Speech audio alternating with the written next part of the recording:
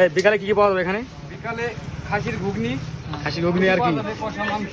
তোমরা এখন নতুন একটা জায়গায় চলে এসেছি। এখন আমরা সেই জায়গাটা হচ্ছে কি পরোটা বলে এটাকে, এটাই পরোটা। পিঠাই পরোটা খাইতে চলে এসেছি। এই সমস্ত খাবার যেমন মোড়ের মাথায় কোনো জায়গায় নাই, নতুন করে তৈরি হচ্ছে এখানে, নতুন দোকান একদম। দেখি এখানে কি হচ্ছে এখানে? এখানে পেটাই পরোটা হচ্ছে। আর কি কি পাওয়া যায় এখান থেকে? পেটাই পরোটা, ঘুগনি, রোল, চাউমিন। চার রাস্তার মোড় তো আগে কখনোই পাওয়া যায় না এইগুলো, এখন পাওয়া যাচ্ছে। দেখি মেনুটা। ডাল আছে, ছোলার ডাল, হ্যাঁ, আলু দিয়ে। আর আমাদের মিস্টার বুস্ট এখানে আছে কিন্তু। বিকালে কি কি পাওয়া যায় বললো?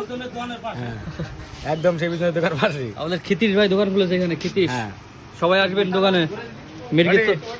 মির্গির চৌরাস্তার মোড়ে হ্যাঁ, ক্ষিতিশ দোকান খুলেছে, তো সবাই আসবেন এখানে। আজকে প্রথম উদ্বোধন করলো।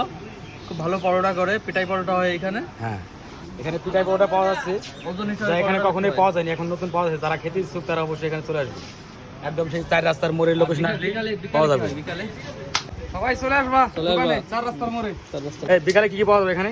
বিকালে খাসির ঘুগনি আর কি? পাওয়া যাবে, কষা মাংস আর সবই পাওয়া যাবে আস্তে আস্তে। এখন রোল, চাউমিন, ঘুগনি এটা পাওয়া যাবে। হ্যাঁ, ঠিক আছে। তার মানে চাইলে এখানে টুকটাক সব কিছুই পাওয়া যাবে, দেখতে পাচ্ছি। তোমরা আসলেই বুঝতে পারবা বিষয়টা কি, এই তো। এসে চেক করে দেখো, নতুন দোকান তো, সবাই আসো। একদম পিঠাই পরোটা মোড়ের মতো একদম সেই ব্যাপার। সবাই চলে আসবা দোকানে, চার রাস্তার মোড়ে।